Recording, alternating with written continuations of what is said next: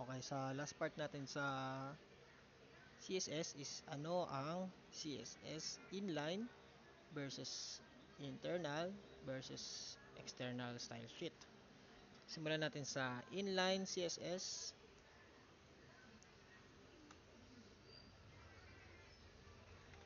Kuha tayo ng paragraph dyan. Inline CSS. Ito ang ating inline CSS. Sample niyan is dito tayo mag-i-style. Rekta na, hindi na tayo mag-type dun sa taas. Style, gawin nating color green. Ayan, naging green siya, 'di ba? Ayan yung inline style. Ito siya, inline CSS. Inline kasi sa loob siya ng element mismo nilagay. Style. Yung internal CSS naman is yung kaninang ginawa natin.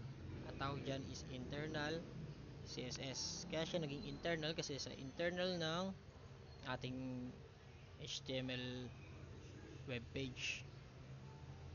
Alright, natakal natin yung dalawa. Ngayon, ano naman yung external style sheet? Ang external style sheet is sample tayong ganito.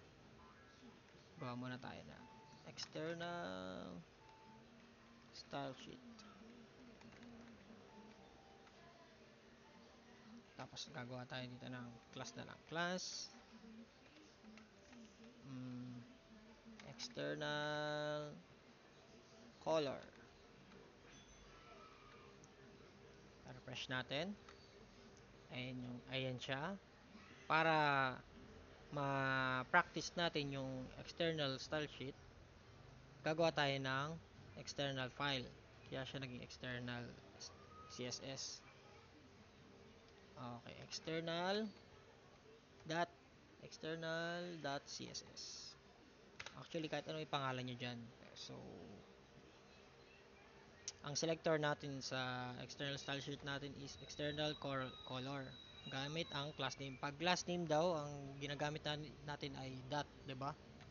Dot external color curly bracket, open and close, and then palitan natin ng font size. Font size niya is 50px. Refresh natin, hindi siya gagana, 'di ba? Kasi hindi pa natin siya nalilink. Ang paglilink is nasa taas ng nasa loob siya ng header, kagaya ni style. Okay, link natin. Link. Then punta tayo dito sa link :css. Tatab lang natin. Click pala. Click. Then ito yung default niya, rel style sheet. And then sa href, ito yung path kung nasaan yung external CSS natin. So lalagay natin external CSS. Kung ano yung file name niya. Ngayon, refresh natin kung gagana na yung ginawa natin doon na edit. Yun, gumana, 'di ba? Ganun lang siya.